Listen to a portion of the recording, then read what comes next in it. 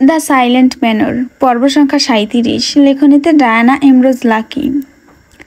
বিকালের রোদটা আজ অদ্ভুত ম্লান।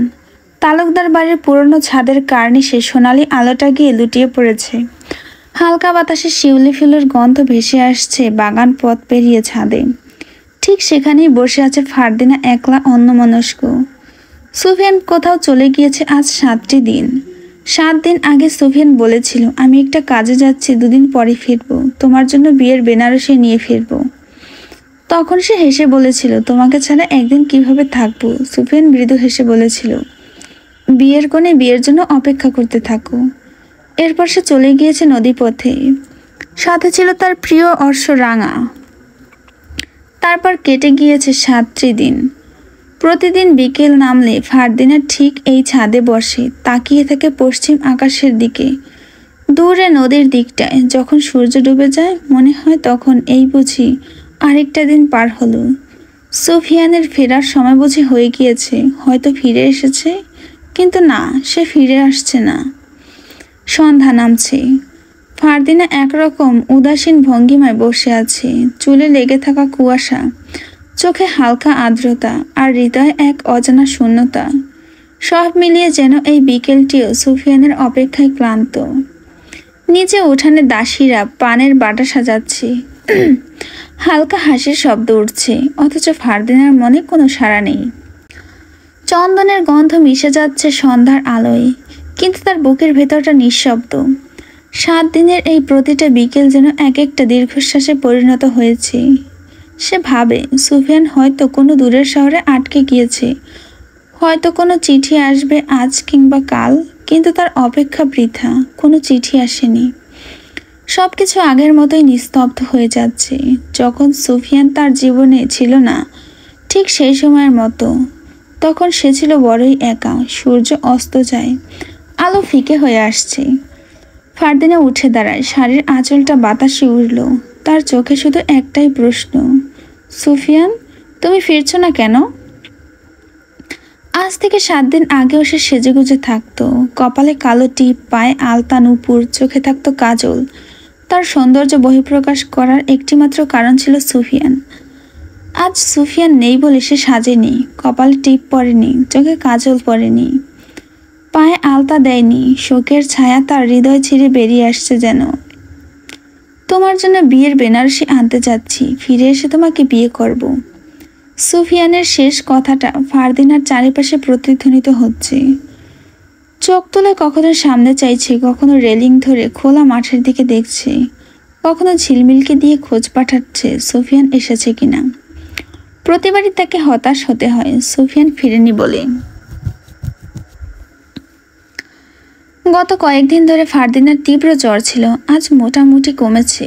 মাথা ব্যথা ছিল প্রচণ্ড, ঝিলমিল মাথা টিপে দিয়েছে, পুরোপুরি কমেনি। আদিব জিজ্ঞেস করেছিল, কি হয়েছে তোর, আজকাল এত চুপচাপ থাকিস কেন, কিছু নিয়ে ভাবছিস নাকি? ফারদিনা মিথ্যা বলেছিল, আমি কোনো কিছু নিয়ে ভাবছি না, শুধু শরীরটাই খারাপ। আদিব তখন বলেছিল, তুই কোনো কিছু নিয়ে মাত্রা অতিরিক্ত ভাবছিস, যার ফলে তোর এই অবস্থা। আজকাল সুন্দর রূপটাও তোর পাল্টে যাচ্ছে, যত্ন নে। কার জন্য যত্ন নিবে? যার জন্য সে সর্বদা পরীর মতো করে সাজিয়ে রাখত, আজ সে দীর্ঘ সময় ধরে নেই। সুফিয়ান চলে গিয়েছে আজ 7 দিন, কিন্তু ফারদিনার কাছে মনে হচ্ছে শতকোটি বছর। ফারদিনা প্রচণ্ড বিষণ্ণতায় ভুগছে, নিজেকে হাসি খুশি রাখার জন্য এতটুকু চেষ্টা করছে, হচ্ছে না। বাইজি মেহের এসেছিল, সে বলেছে সুফিয়ান হয়তো আর ফিরবে না।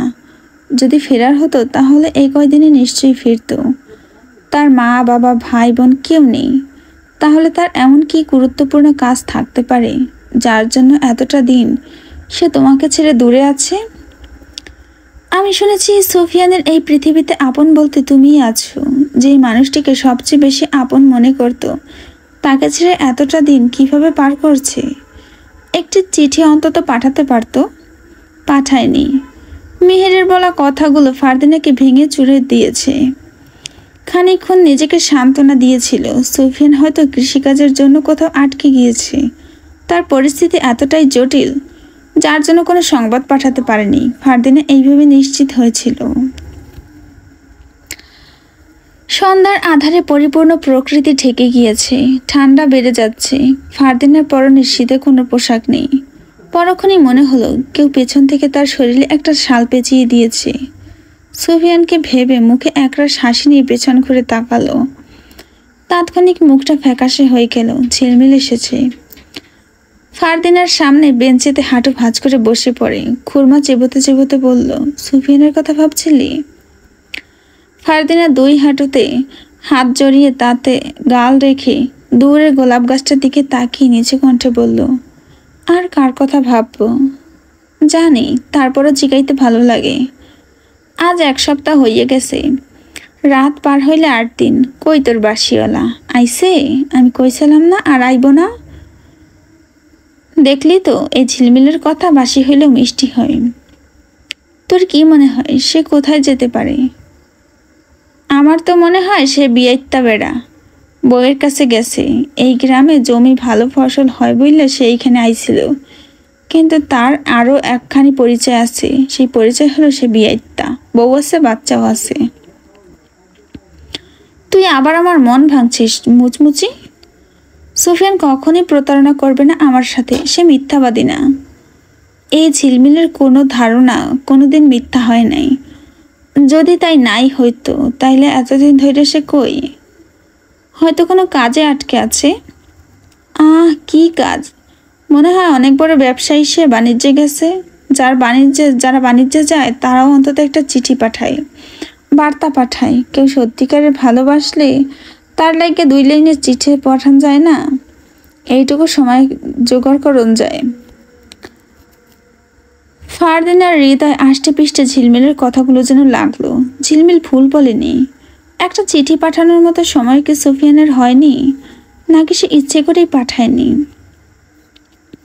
ফারদিনা আবারও দুশ্চিন্তায় ডুবে গেল। উদ্বেগ ও মানসিক চাপ শরীরে নানান ক্ষতি হয়। ফারদিনা আর ছাদে থাকতে চাইল না। বেঞ্চ থেকে উঠে দাঁড়ালো, গোলাপ ফুল গাছটার দিকে তাকালো, ঘুরে একবার খোলা মাঠ, দূরের শিমুল গাছের দিকে তাকালো। সব কিছু ফাঁকা, কোথাও সুফিয়ানের ছায়া অবধি নেই। চোখের কোণে জল জমতে চাইল, কিন্তু জল পরিপূর্ণ জমার আগে ছাদ থেকে নিচে নেমে গেল। বৈঠকখানে রশিদ বসে আছে জেবুন্নেছার সাথে, কুদ্দুস পাশেই দাঁড়ানো। টেবিলে রাখা 2 কাপ চা এবং পান। রশিদ চায়ে 1 চুমুক দিয়ে পান মুখে দেন। একটু পর পর পিকদানিতে থুথু করে পিক ফেলছেন। ফারদিনা ক্লান্ত ভঙ্গিতে রশিদের পাশে বসে। জেবুন্নেছা ফারদিনাকে দেখেই ভুরু কুঞ্চিত করে ফেলেন। ফারদিনা কিছু বলার আগে জেবুন্নেছা বলেন, ভাই, শুনছি আমাদের গ্রামটা ধীরে ধীরে মানবশূন্য হয়ে যাচ্ছে। কিন্তু হঠাৎ করে একটা গ্রাম মানবশূন্য হয় কিভাবে?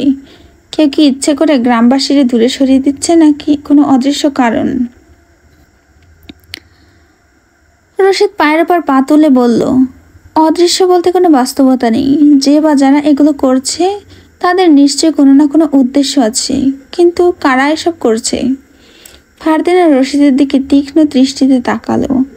আলিমনগর গ্রাম মানবশূন্য হয়ে যাচ্ছে। ফারদিনা কিঞ্চিত স্ফীত হয়ে ভাবছে তার 3 ভাইয়ের কথা। গ্রামের মানুষের যদি একের পর এক বাঘের খাদ্য বানানো হয়, তাহলে গ্রামের মানুষ তো মানবশূন্য হবেই।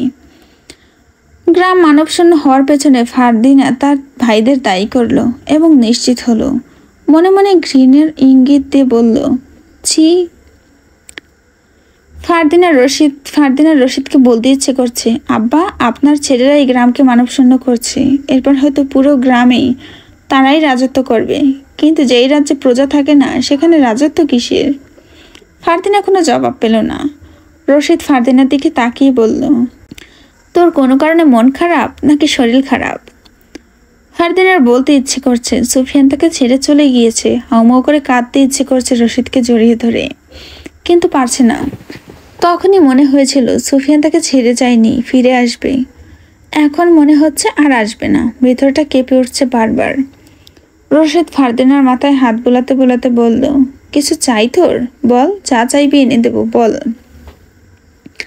ফারদিনা খুব করে সুফিয়ানকে চাইল, কিন্তু সেই অনুভূতি আপাতত অপ্রকাশিত রাখলো। ফারদিনা না বোধক মাথা আওড়ালো। এরপর বৈঠকখানা ছেড়ে ঝিলমিলকে নিয়ে ঘরের বাইরে বের হয়। চারিদিকে মশাল জ্বলায় বেশ আলোকিত উঠান। কিছুটা সামনে গিয়ে বামের দিকে বাগান। আদিব বাগানে বসে বসে সিগারেট টানছে। ফারদিনাকে দেখে সিগারেটটা পাশে রাখত। আদিব একা একা বসে ভাবছিল নূরজাহানের কথা। ফারদিনা গিয়ে তার পাশে বসে নির্দ্বিধায় ঝিলমিল দূরে দাঁড়িয়ে রইল। আদিব ফারদিনাকে বলল, তোকে দেখে উদ্বিগ্ন লাগছে, কিছু হয়েছে?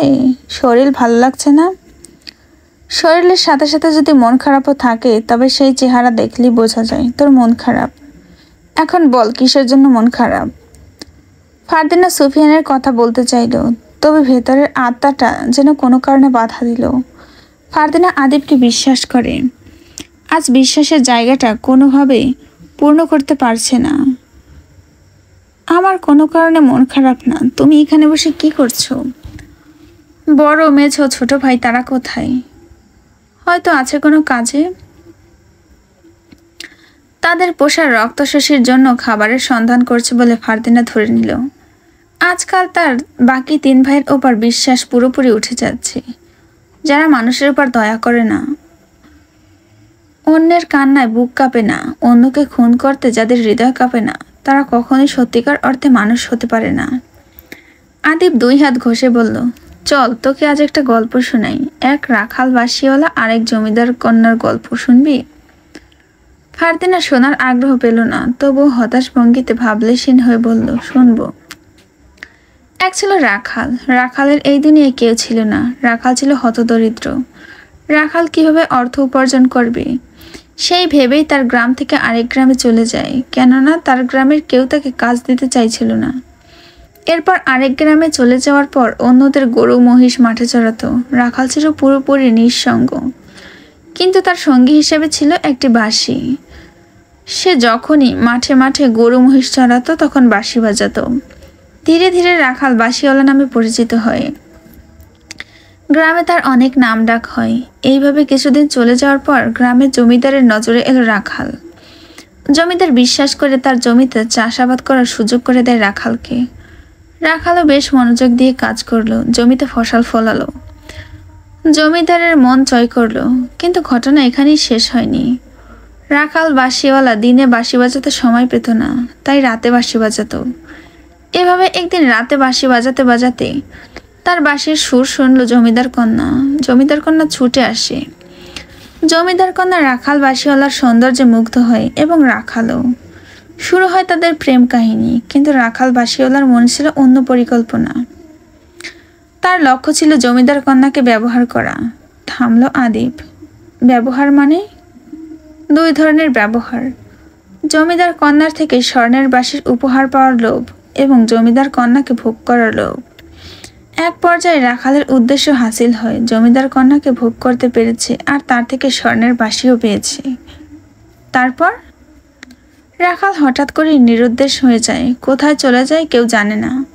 জমিদার কন্যা তাকে পাগলের মতো খুঁজতে থাকে, অথচ কোথাও খুঁজে পায় না।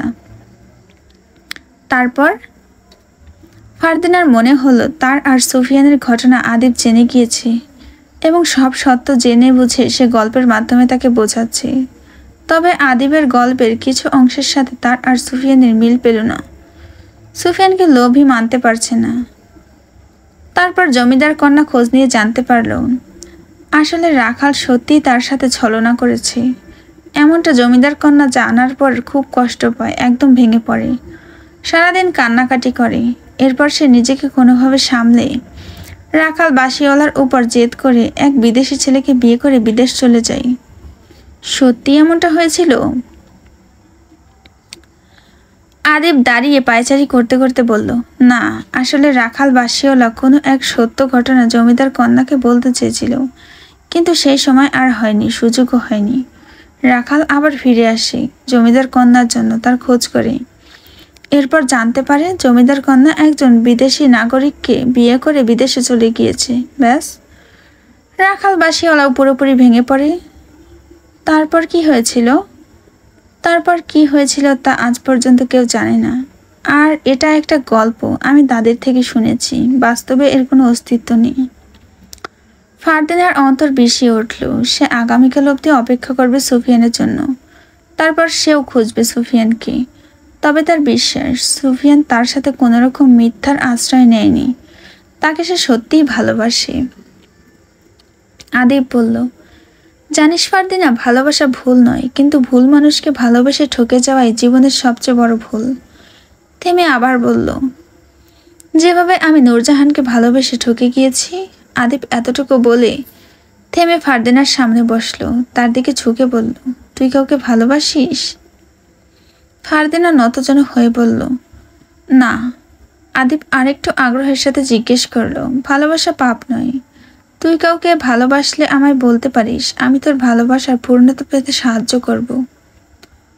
ফারদিনা একবার ভাবছে বলবে, আর একবার ভাবছে বলবে না। তখনই চোখের সামনে ভেসে উঠল সেই অচেনা চিঠির বার্তা। তুমি যাকে সবচেয়ে বেশি ভরসা করছো সেই তোমার জীবনের ইতি টানবে। যে চিঠি পাঠিয়েছে সে গর্ধব, নিজের আপনরা কখনো বেইমানি করতে পারে না।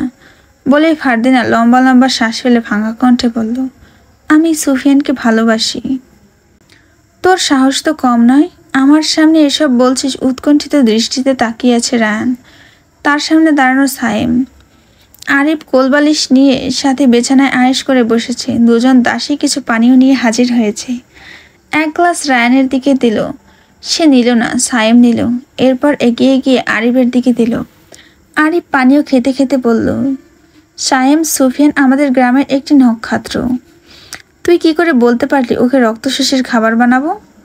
ভাই, আমি তো শুধু বলেছি ও নিখুঁত এবং একমাত্র ছেলে বলে, তাছাড়া ওর দুনিয়াতে কেউ নেই। ওকে বাঁচিয়ে রেখে কী লাভ? রায়ান পায়চারি করতে করতে বলল, না, সুফিয়ানের সাথে এরকম করা মোটেই ঠিক হবে না। আমি তোর এই প্রস্তাব মানতে পারলাম না। ভাই, আমার কথাটা একবার ভেবে দেখো, এতে আমাদেরই লাভ, সায়েম বলল। সব সময় লাভ লসের হিসাব করা চলে না, রায়ান জবাব দিয়ে চেয়ারে বসল। সায়েম কিছুক্ষণ ভেবেচিন্তে বলল, আগামী 2 দিনের ভেতরে রক্তশোষীরকে একমাত্র নিখুঁত এবং কোনো ছেলে সন্তান খেতে দিতে হবে। আমি বলেছিলাম কি, আব্বার বিশ্বস্ত কাজের লোক কুদ্দুসকে দিলে কেমন হয়? রায়ান ভুরুপুটি উঁচিয়ে বলল, কথাটা ভুল বলিসনি।